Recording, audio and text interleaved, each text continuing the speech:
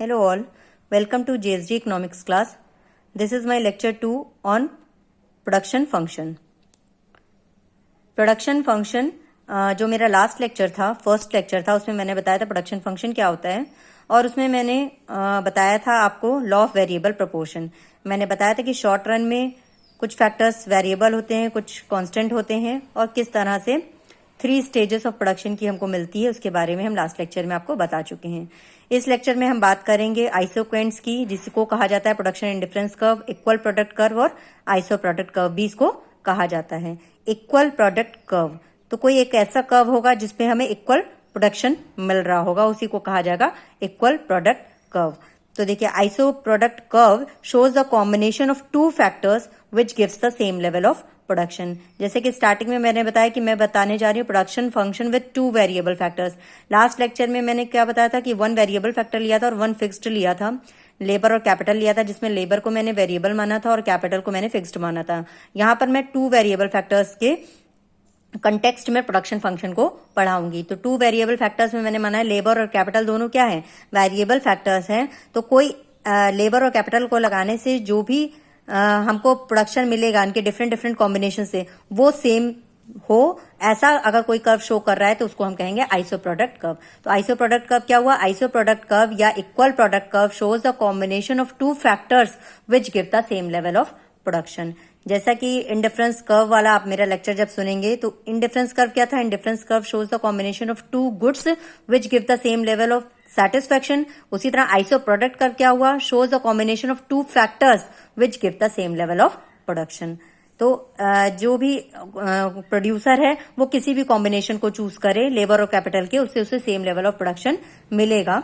ठीक है, तो ये प्रोड्यूसर पॉइंट ऑफ व्यू से जब हम बात करेंगे तो आइसो प्रोडक्ट कर्व की बात करेंगे और कंज्यूमर पॉइंट ऑफ व्यू से बात करेंगे तो हम इंडिफरेंस कर्व की बात करते हैं. ठीक है, तो अब हम आपको इसको शेड्यूल के थ्रू बताने की कोशिश करते हैं. देखिए, यहाँ पे मैंने कॉम्बिनेशंस लिए A B C D E, जिसमें A combination, B combination, C combination, D और ई, सब पे हमें क्या है, इक्वल प्रोडक्शन मिलता है. प्रोडक्शन चूंकि फिजिकल प्रोडक्ट हो रहा है, कोई भी चीज यूनिट्स में हम इसको मेजर कर सकते हैं किसी भी चीज के, तो इसको हम मेजरेबल है. फॉर एग्जांपल, अगर ए कॉम्बिनेशन में 100 यूनिट ऑफ प्रोडक्शन हो रहा है तो बी कॉम्बिनेशन पे भी 100 यूनिट ऑफ प्रोडक्शन होगा, सी पे भी, डी पे भी और ई पे भी. तो आप देखिए, कॉम्बिनेशन ए पे हम लेबर की 1 यूनिट ले रहे हैं और कैपिटल की 12 यूनिट्स ले रहे हैं. बी पर क्या हो रहा है, बी कॉम्बिनेशन में 2 यूनिट्स ऑफ लेबर ले रहे हैं, लेबर को हम 1 बढ़ा रहे हैं और कैपिटल को हम कुछ कम कर रहे हैं, यानी 8 यूनिट्स ऑफ कैपिटल और 2 यूनिट्स ऑफ लेबर से हम 100 यूनिट्स ऑफ गुड का प्रोडक्शन कर रहे हैं. सी कॉम्बिनेशन पे भी 100 यूनिट्स का ही प्रोडक्शन हो रहा है, लेकिन हम 3 लेबर ले रहे हैं और 5 कैपिटल ले रहे हैं. इस तरह से हम देखते हैं जैसे जैसे हम लेबर को बढ़ाते जा रहे हैं हम कैपिटल को कम करते जा रहे हैं,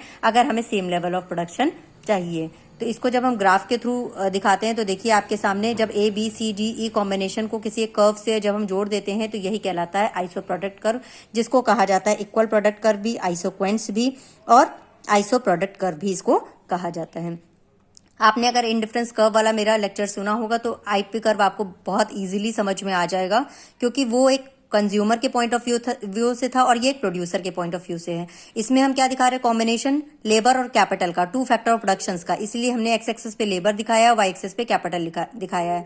और इससे जो भी गुड्स का प्रोडक्शन हो रहा है, हमने माना है, मान लीजिए कोई एक गुड है, एक्स गुड है, उसके हर कॉम्बिनेशन पे क्या है, 100 यूनिट्स का प्रोडक्शन हो रहा है. लेकिन जैसे जैसे हम लेबर को बढ़ाते जा रहे हैं हम कैपिटल को पहले से कम करते चले जा रहे हैं. ठीक है, आइसोक्वेंट मैप क्या होता है, a graph which shows the more than one isoquant is known as isoquant map. यानी कि कोई एक ऐसा ग्राफ जिसपे हम एक से ज्यादा इंडिफरेंस आइसोक्वेंट्स को दिखाते हैं या इंडिफरेंस प्रोडक्शन इंडिफरेंस कर्व को दिखाते हैं, वो हमारा कहलाता है आइसोक्वेंट मैप. इसमें भी आप देख लीजिए, फर्स्ट जो आईपी है जिसपे 100 यूनिट्स का प्रोडक्शन हो रहा है, जैसे जैसे अपर आगे की तरफ बढ़ता जा रहा है, राइट साइड शिफ्ट करता जा रहा है, ज्यादा यूनिट्स ऑफ प्रोडक्शन को वो शो करता है. नेक्स्ट हम पढ़ेंगे marginal rate of technical substitution क्या होता है. तो देखिए, जैसे हमने बताया था, जब इंडिफरेंस कर्व बताया था तो आपको बताया था कि सेम लेवल ऑफ सेटिस्फैक्शन के लिए जैसे जैसे एक गुड के का कंजम्पशन बढ़ता है, दूसरे गुड के कंजम्पशन को कम करना पड़ता है. तो कितना यूनिट्स हम कम करते हैं वही मार्जिनल रेट ऑफ सब्स्टिट्यूशन कहलाता है.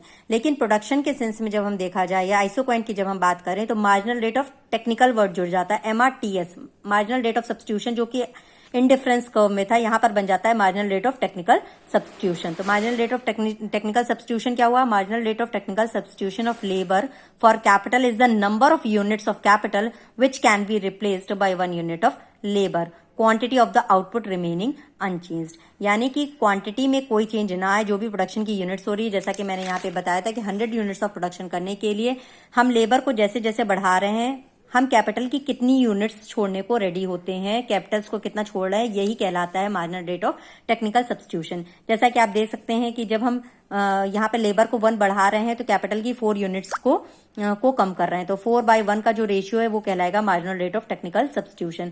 फिर जब हम 3 यूनिट्स लेबर को फिर 1 यूनिट और बढ़ा रहे हैं, फिर हम यहाँ पर कैपिटल की 3 यूनिट्स को कम कर रहे हैं। यानी कि सेम लेवल ऑफ प्रोडक्शन हमको तभी मिलेगा जब हम एक फैक्टर ऑफ प्रोडक्शन को बढ़ाएं और दूसरे फैक्टर ऑफ प्रोडक्शन को कम करें। तो जिस रेट पर हम कम करते हैं वही कहलाता है marginal rate of technical substitution. इसी से हम इसका स्लोप भी मेजर करते हैं। तो जो स्लोप पूछा जाता है आइसोक्वेंट का, तो वो क्या होता है? MRTS। ठीक है, MRTS को कैसे लिखते हैं? डेल के बाय डेल एल। डेल के क्या है? कैपिटल में चेंज, रेशियो क्या है? कैपिटल में चेंज बाय लेबर में चेंज का जो रेशियो होता है वही कहलाता है marginal rate of technical substitution. यानी कि हमने देखा कि लेबर को बढ़ाते जा रहे हैं, कैपिटल को कम करते जा रहे हैं, तो इन दोनों का जो रेशियो हुआ, जैसे कि यहाँ पे 4 अगर हम कैपिटल को कम कर रहे हैं 1 लेबर के लिए, तो 4/1 का जो रेशियो हुआ ये कहलाता है marginal rate of technical substitution.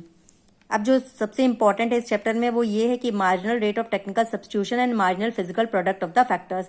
यानी मार्जिनल फिजिकल प्रोडक्ट, देखिए जो भी लेबर है या कैपिटल है उसकी मार्जिनल फिजिकल प्रोडक्टिविटी की वजह से ही उसको हायर किया जाता है। तो जैसे जैसे हम किसी चीज की ज्यादा से ज्यादा यूनिट्स को यूज में लाते हैं, उसकी मार्जिनल फिजिकल प्रोडक्टिविटी क्या है? कम होती चली जाती है। तो यहाँ पे आइसोक्वेंट्स में क्या होता है, जब एक फैक्टर ऑफ प्रोडक्शन को बढ़ाते जाते हैं तो उसकी मार्जिनल प्रोडक्टिविटी कम होती जाएगी, और दूसरे फैक्टर को कम करते जाएंगे तो उसकी मार्जिनल प्रोडक्टिविटी बराबर बढ़ती जाएगी। ऐसे में क्या होगा कि जो marginal productivity of labour upon capital का जो रेशियो होता है वही कहलाता है marginal rate of technical substitution. देखिए MRTS को हम कैसे लिखते हैं? डेल के बाय डेल एल। इसको हमने इस तरह से लिख दिया, इज इक्वल टू होता है marginal productivity of labour upon marginal productivity of capital के। तो इसको इस तरह से भी लिख सकते हैं, del K into MPL is equal to MPL into del L. तो MRTS LK को इस तरह से भी लिखा जाता है, marginal rate of technical substitution labour and capital is equal to marginal productivity of labour upon marginal productivity of capital. तो मैंने बताया कि जो marginal rate of technical substitution है वो डिमिनिशिंग होता है। डिमिनिशिंग होता है मतलब कि अगर हमें सेम लेवल ऑफ प्रोडक्शन चाहिए तो हम पहले जितनी यूनिट्स कैपिटल की छोड़ने को रेडी होते हैं, धीरे धीरे हम उसकी और कम यूनिट्स को छोड़ने को रेडी होते हैं। क्यों? क्योंकि जो marginal rate of technical substitution है वो डिमिनिशिंग होता है। तो diminishing marginal rate of technical substitution क्या है? Marginal rate of technical substitution of labour for capital generally diminishes as the quantity of labour increased. क्योंकि लेबर को जैसे जैसे बढ़ाते हैं तो उसकी मार्जिनल प्रोडक्टिविटी क्या है? कम होती जाएगी, और कैपिटल कम होने की वजह से उसकी मार्जिनल प्रोडक्टिविटी बढ़ती जाएगी। तो इसीलिए जो marginal rate of technical substitution है वो डिमिनिशिंग होता जाता है। ठीक है, इसकी प्रॉपर्टीज या कैरेक्टरिस्टिक्स ऑफ आइसोक्वेंट्स क्या है? अगर आपने इंडिफरेंस कर्व वाला लेक्चर मेरा सुना तो आपको अच्छे से पता होगा कि जो उसकी प्रॉपर्टीज थी वही सेम प्रॉपर्टीज इसकी भी हैं। तो वो कंज्यूमर पॉइंट ऑफ व्यू से सारी थी, ये प्रोड्यूसर पॉइंट ऑफ व्यू से है। तो देखिए isoquants slopes downward to the right. ठीक है, ये डाउनवर्ड टू द राइट होता है। यानी कि ये डाउनवर्ड टू द राइट क्यों होता है? क्योंकि हमने बताया कि आईपी कर्व क्या होता है? Which shows the combination of 2 factors which gives the same level of production. यानी हर यूनिट पे क्या है? सेम लेवल ऑफ प्रोडक्शन है। तो सेम लेवल ऑफ प्रोडक्शन के लिए क्या होगा? अगर एक यूनिट मतलब एक फैक्टर ऑफ प्रोडक्शन को बढ़ा रहे हैं तो दूसरे को कम करना जरूरी है। अगर हम दूसरे को कम नहीं करेंगे तो ऐसे में क्या होगा? जो हमें सेम लेवल ऑफ प्रोडक्शन नहीं मिलेगा। फॉर एग्जाम्पल अगर हम एक्स एक्सिस के पैरेलल बना ले या वाई एक्सिस के पैरेलल बना ले तो हम देखते हैं कि एक लेबर को हम बढ़ाते जा रहे हैं और कैपिटल को हम चेंज नहीं कर रहे हैं, तो हमें सेम लेवल ऑफ प्रोडक्शन नहीं मिलेगा, हमारा प्रोडक्शन का लेवल चेंज होता जाएगा। इसीलिए ये जो होता है वो डाउनवर्ड स्लोपिंग होता है, लेफ्ट टू राइट। ठीक है, दूसरा क्या है? Isoquant can not cut each other. Isoquant एक दूसरे को कट भी नहीं कर सकते हैं। फॉर एग्जाम्पल मैंने क्या कहा था, एक आइसोक्वेंट पे अगर कॉम्बिनेशन ए और कॉम्बिनेशन बी की हम बात करें तो हम देखते हैं कि ए और बी पे सेम लेवल ऑफ प्रोडक्शन हमको मिल रहा था। यानी 100 यूनिट्स का प्रोडक्शन यहाँ पे भी था, 100 यूनिट्स ऑफ प्रोडक्शन यहाँ भी था। तो आप देख सकते हैं कि IP1 जो कि 100 यूनिट ऑफ प्रोडक्शन को दिखा रहा है और IP2 जो 120 यूनिट्स ऑफ प्रोडक्शन को दिखा रहा है। यानी ए पॉइंट पे अगर 100 प्रोडक्शन है तो सी पे भी 100 है, और ए पे 120 है, बी पे भी 120 है। तो ए कैसे 100 और 120 दोनों को दिखा सकता है? इम्पॉसिबल। इसीलिए कहा जाता है कि IP कर्व एक दूसरे को कट नहीं कर सकते हैं। ठीक है, कुछ एक्सेप्शनल केसेस हैं, कुछ इसके कहा जाता है कि जब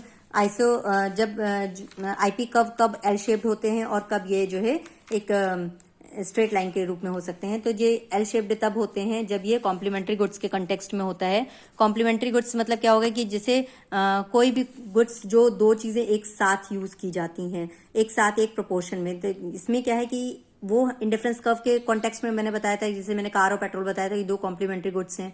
लेकिन यहाँ पे प्रोडक्शन के पॉइंट ऑफ व्यू से देखा जाए तो हम देखते हैं कि अगर कॉम्बिनेशन ए को हम लें जिसमें ओ एल और ओ के लेबर को यूज, ओ एल लेबर और ओ के कैपिटल को यूज करके अगर इतने यूनिट्स ऑफ प्रोडक्शन करना है तो यहाँ पर पहुंचने के लिए हमको OL2 और OK2 यानी सेम प्रपोर्शन में हमको लेबर और कैपिटल को बढ़ाना होगा। अगर हम सेम प्रपोर्शन में नहीं बढ़ाते हैं, केवल लेबर बढ़ाते हैं और कैपिटल को नहीं बढ़ाते हैं, या केवल कैपिटल को बढ़ाते हैं लेबर को नहीं बढ़ाते हैं, तो इस यूनिट ऑफ यहाँ पे पहुंचना पॉसिबल नहीं है। तो जो कॉम्प्लीमेंट्री गुड्स के कंटेक्स्ट में है वो आईपी कर्व इस तरह से होता है। ठीक है, कॉम्प्लीमेंट्री गुड्स के संबंध में जो इंडिफरेंस आइसो प्रोडक्ट कर्व है वो जब इन कॉम्बिनेशंस को मिलाते हैं तो एक कर्व मिलता है जो कि ऊपर की ओर जाता हुआ होता है, यानी कि जो marginal rate of technical substitution है इसमें डिमिनिशिंग नहीं होता है, जिसकी वजह से ये आईपी कर्व ऊपर की ओर चढ़ता हुआ मिलता है। और आईपी कर्व कब स्ट्रेट लाइन के रूप में होता है इस तरह से, ये होता है आपका सब्स्टिट्यूट गुड्स के संबंध में। जैसे कि सब्स्टिट्यूट मतलब क्या हो गया कि अगर लेबर को कैपिटल से सब्स्टिट्यूट किया जा सकता है या सब्स्टिट्यूट किया जा सकता है कैपिटल को लेबर की वजह से, लेबर से और लेबर को कैपिटल से, तो यानी दोनों एक ही फैक्टर ऑफ प्रोडक्शन हो गए। चाहे हम लेबर से प्रोडक्शन करें चाहे हम कैपिटल से प्रोडक्शन करें, हमारे प्रोडक्शन में कोई फर्क नहीं पड़ेगा। तो ऐसे में जो है ये एक स्ट्रेट लाइन के रूप में हो सकता है। लेकिन ये दो केसेस जनरली नहीं होते हैं, लेकिन अगर एग्जामिनेशन पॉइंट ऑफ व्यू से पूछा जाता है तो कॉम्प्लीमेंट्री गुड्स के कॉन्टेक्स्ट में आईपी कर्व ऐसा होगा और सब्स्टिट्यूट गुड्स के कॉन्टेक्स्ट में ऐसा होगा। और इसमें marginal rate of technical substitution क्या होता है, marginal rate of technical substitution constant होता है, ठीक है। नेक्स्ट हम पढ़ते हैं fixed proportion and variable proportion production function. दो तरह के प्रोडक्शन फंक्शन पढ़ेंगे, fixed proportion and variable proportion.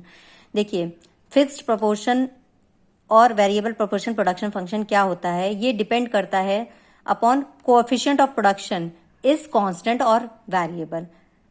Coefficient of production constant है या वेरिएबल है, इस पे डिपेंड करेगा कि हमारा जो प्रोडक्शन फंक्शन है वो फिक्स्ड है या वेरिएबल है। अब ये कोएफिशिएंट ऑफ प्रोडक्शन क्या होता है, कोएफिशिएंट ऑफ प्रोडक्शन ये होता है, चलिए इसको मैं समझाने की कोशिश करती हूँ कि अगर 100 यूनिट्स ऑफ का प्रोडक्शन करना है किसी गुड का और उसके लिए अगर 2 यूनिट्स ऑफ कैपिटल लग रहे हैं, 3 यूनिट्स ऑफ लेबर लग रहे हैं, ठीक है। तो अगर हमें 200 यूनिट्स का प्रोडक्शन करना है तो हमको सेम रेशियो में ही कैपिटल और लेबर को चेंज करना होगा। यानी डबल अगर हम प्रोडक्शन कर रहे हैं तो डबल हमको कैपिटल चाहिए और डबल हमको लेबर चाहिए। अगर हम केवल डबल लेबर कर देते हैं और कैपिटल में, जैसा कि अभी हमने आपको बताया कॉम्प्लीमेंट्री गुड्स के कंटेक्स्ट में, वो सेम चीजें हैं, यानी कि सेम प्रपोर्शन में हमको लेबर और कैपिटल को बढ़ाना होगा तभी प्रोडक्शन को बढ़ाना पॉसिबल है। तो यहाँ पे हम कॉम्बिनेशन ए जिसमें लेबर इतना कैपिटल इतना ले रहे हैं, कॉम्बिनेशन बी जहाँ पे हायर प्रोडक्शन को दिखाता है, कॉम्बिनेशन सी 300 प्रोडक्शन को अगर दिखाता है, तो यहाँ पर पहुंचने के लिए हमको सेम रेशियो में लेबर और कैपिटल को बढ़ाना पड़ता है, जिससे कि जो हमारा प्रोडक्शन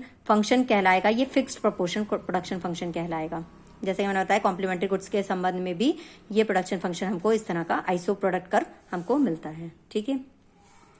लेकिन दूसरा अगर हम पढ़ेंगे वेरिएबल प्रोपोर्शन प्रोडक्शन फंक्शन क्या होता है, वेरिएबल प्रोपोर्शन प्रोडक्शन फंक्शन में हम देख रहे हैं यहाँ पर कि हमने क्या किया है, ये दिखाया 4 पॉइंट्स हमने लिए हैं जिसपे सेम लेवल ऑफ प्रोडक्शन को दिखाया है। लेकिन ये सेम लेवल ऑफ प्रोडक्शन हमने डिफरेंट रेशियोज से, कैपिटल और लेबर के डिफरेंट रेशियोज से अचीव किए हैं। ये दिखता काफी कुछ आईपी कर्व जैसा ही है, जैसा कि मैंने बताया था आइसो प्रोडक्ट कर्व जो होता है, डाउनवर्ड स्लोपिंग होता है, कॉन्वेक्स टू ओरिजिन होता है, ये सब प्रॉपर्टीज सेम प्रॉपर्टीज हैं, लेकिन ये आईपी कर्व नहीं है।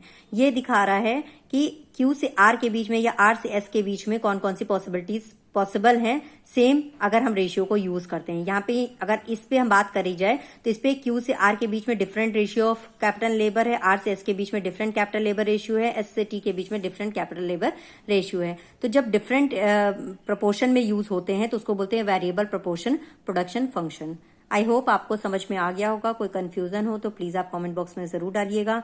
आईपी कर्व और इंडिफरेंस कर्व आपस में काफी मिलते जुलते हैं। जो आईसी कर्व है वो कंज्यूमर पॉइंट ऑफ व्यू से स्टडी की जाती है और IP curve producer point of view से स्टडी की जाती है। जब इंडिफरेंस कर्व की बात करते हैं तो indifference curve shows the combination of two goods which gives the same level of satisfaction. और जब आईपी कर्व की बात करते हैं, IP curve shows the combination of two factors which gives the same level of production. तो इन दोनों में बहुत ही डिफरेंस है, दोनों का कर्व सेम होता है, कॉन्वेक्स ओरिजिन होता है, डाउनवर्ड स्लोपिंग होता है, दोनों की जो प्रॉपर्टीज हैं वो भी सेम है कि दोनों मतलब आईसी कर्व एक दूसरे को कट नहीं कर सकते, आईपी कर्व भी एक दूसरे को कट नहीं कर सकते, आईपी कर्व अपवर्ड स्लोपिंग नहीं हो सकते, आईसी कर्व अपवर्ड स्लोपिंग नहीं हो सकते, कॉम्प्लीमेंट्री गुड्स के कंटेक्स्ट में, सब्स्टिट्यूट गुड्स के कंटेक्स्ट में ये अलग तरह के होते हैं। ये सारी स्टडी और कंपैरेटिव स्टडी करने के लिए आप मेरे प्रीवियस लेक्चर्स को जरूर देखिएगा। आगे हम बताएंगे elasticity of substitution between factors, Cobb Douglas production function and some important production functions. Thank you so much.